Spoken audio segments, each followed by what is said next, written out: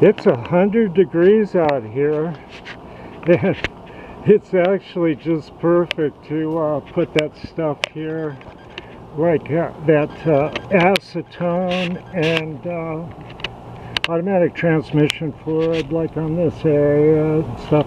I'm going to do that. We've had this smoke and I've just about lost my voice. It's really tough. Well, here's some basic tooling for this chucker, and this is a 4-inch length holder, and I think they have them up to 5-inch length, and so it's presented like this. I'll crank this back. Steady here. I'll crank this back here about that. Crank, crank, crank, crank. I'll tell you what, these truckers have the best cross feed through in the business. But yeah, you see, you can put something in the truck and turn a 4-inch length before it smacks into the turret. And you know, how long of a thing can you turn? You know, anyway, a small part. I've got this 4-inch 3-jaw that I use on my cutter grinder workhead. It's an adjust true, cool little chuck, and it's on a 5C shank that I have stuck in the 5C spindle opening, and I have the lever collet close there on there. And okay, let's swing some of this stuff around. So you can turn with this one. Okay, let's swing this around and use the there's a scale down here that you set to center things, so you can drill a hole.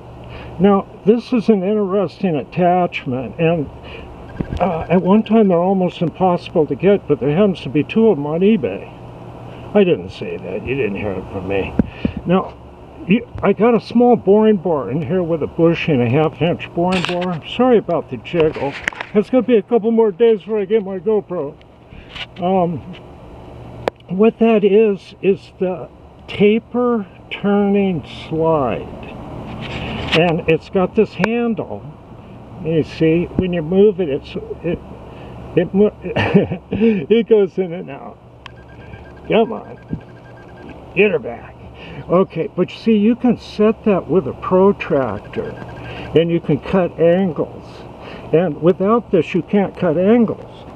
And you can do stuff like I used to do, like valves.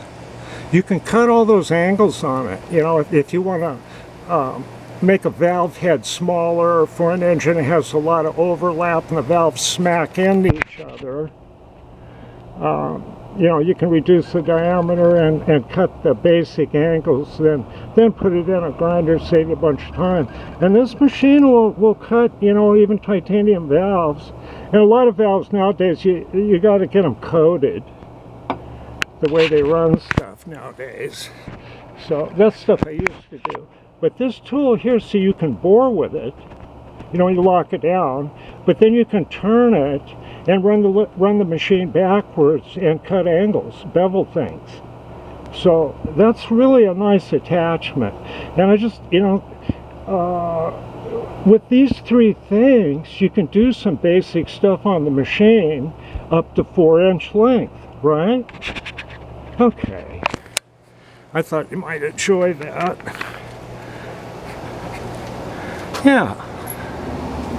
Yeah, this is working. It's got 8 positions, locks in, and you can adjust them, micro adjust them right here if you need to, each position. And these things are just really reliable, and it's got the same spindle bearings as the HLVH. And the one thing you got to keep in mind is the prices you see asking for these things is not realistic. In an auction situation, you'd be lucky to get $1,000 for one of these machines. So, you know, I don't know, $1,200, $1,500 at the max for some, you know, one of these. You know, one in this condition, I don't know, you know, should be less.